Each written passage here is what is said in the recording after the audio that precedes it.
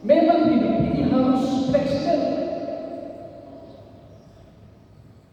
harus punya cara hidup ini hingga berbanding dengan apa yang kita yakini sebagai sebuah bentuk agama. Hidup ini harus lengkap dengan cara, tidak bisa tidak pakai cara. Harus lengkap dengan metodologi. Islam di sana ada Islam lengkap dengan metodologi. Makanya hidup ini kalau orang tidak punya cara pasti kaku. Berislam kaku. Apa saja kaku, padahal al-Islam ya'lu wa la ya'lu. Saya biasa kelakar di kantor karena kebetulan saya dibebas Islam kemarin. Beristri dua saja itu bisa, tapi ada caranya. Beristri dua saja bisa, tapi ada caranya. Jangan satu cara pakai kayak orang bulu tangkis. Semesti sana tahu tidak pakai bola-bola kecil. Begitu juga beragama harus punya cara. Hingga Islam ini ajaran yang kita yakini ini sejatinya kita menikmati bahwa Islam itu rahmatan lil alamin. Kalau susah terus susah. Hadir. Salah satu yang sangat mendasar di dalam berislam itu ada dua. Yang pertama adalah orang sejatinya berislam itu harus beriman. Harus beriman. Meyakini bahwa segala sesuatunya di lingkungan kita ini, di seputaran kita ini adalah ada kekuatan Allah di sana. Kita harus meyakini begitu. Dalam berbagai ayat Al-Quran, hadis Rasulullah mengatakan begitu. Tidak ada satu sehebat apapun di dunia ini yang terjadi kecuali izin Allah. Yakin gitu. Saya sampaikan tadi di asrama haji teman-teman. Sesungguhnya kita ini sudah berhaji semua. Cuma kita tidak tahu tanggal berapa kita berangkat ini, kloter berapa. Karena Allah sudah memanggil. Labbaik Allahumma labbaik, labbaik la syarika laka labbaik. Kita sudah berhaji, cuma kita tidak tahu kapan kita berangkat. Kita harus yakin, karena ini dasar di dalam beragama. Kapan kita tidak yakin, maka kita di dalam beragama itu tidak jelas. Bahwa segala sesuatu yang terjadi izin Allah. Yakin apa yang kita lakukan setiap hari ini karena sama-sama kita berkantor ini itu hanya sebuah proses, tapi yang memastikan Allah. Bagaimana metodologinya? Banyak-banyak berdoa kepada Allah Subhanahu wa Ta'ala. Saya sering bilang kecil sekali kita ini kalau bercita-cita jadi apa yang ada di Sulawesi Barat. Kalau saya bercita-cita jadi menteri agama saja, cita-cita.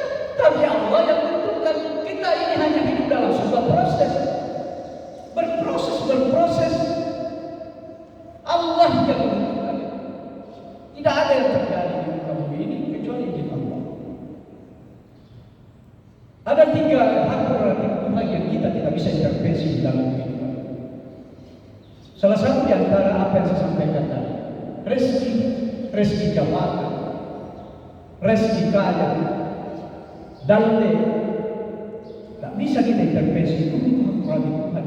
Kita hanya berusaha bagaimana menjadi manusia berkantor ini kita di bawah pimpinan bagus. Kita hanya berusaha. Proses hak kita itu adalah ini proses.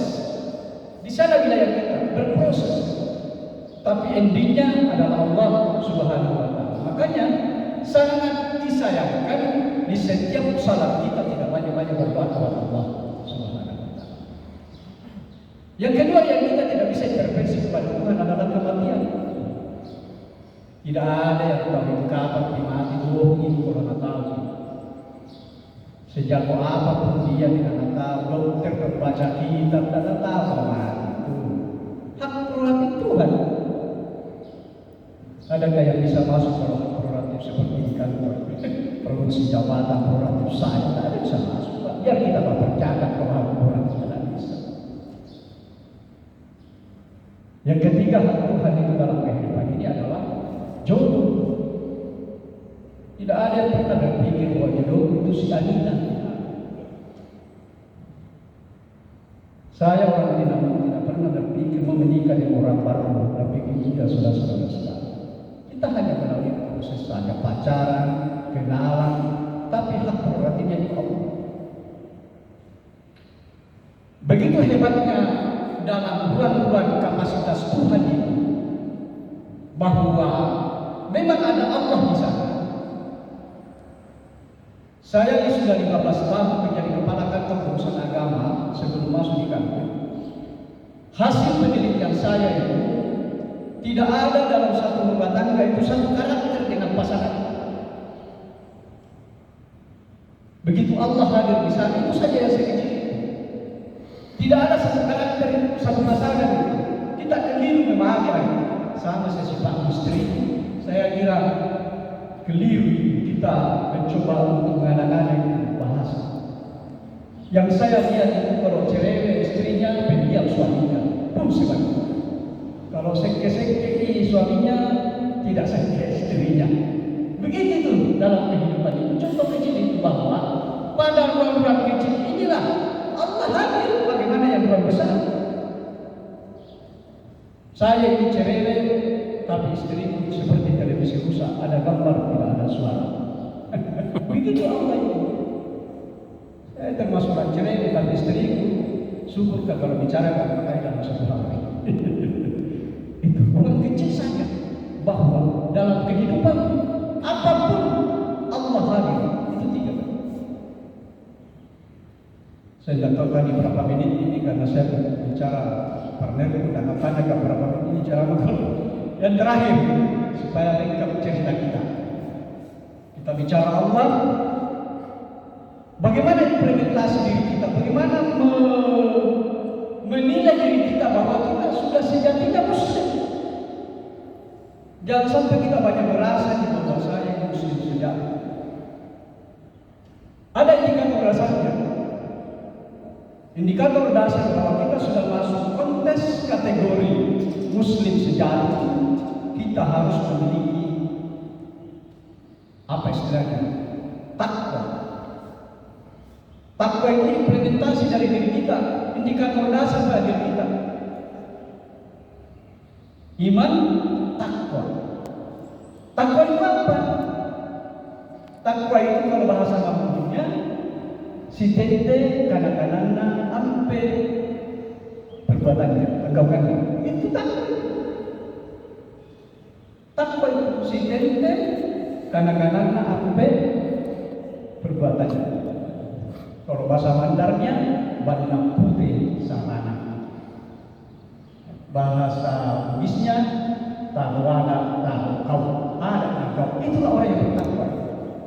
Itu indikator dasar untuk melihat bahwa sudahkah saya menjadi muslim sejati atau tidak. Mengukur dari sini saja. Karena kalau kita tidak memiliki rasa takwa, di mana kita hadir kita tidak akan diterima orang. Dimanapun modal birokrasi, politik, bisnis, sering kita mendengar dalam ruang-ruang sosial.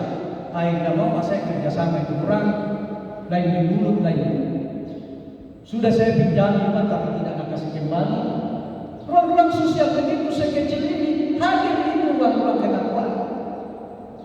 Jadi agama sesungguhnya ini untuk kita yakin dengan perjalanan agama yang ditawarkan oleh Allah itu kembali kepada diri kita. Tuhan tetap Tuhan, kita menjalani perintahnya, kita akan menalami hidup ini sebagaimana layaknya. Islam itu menjadi penyejuk buat kita, pendamai buat kita, menjadi rahmat buat kita. Saya kira itu dulu Pak Lapar. Assalamualaikum warahmatullahi wabarakatuh.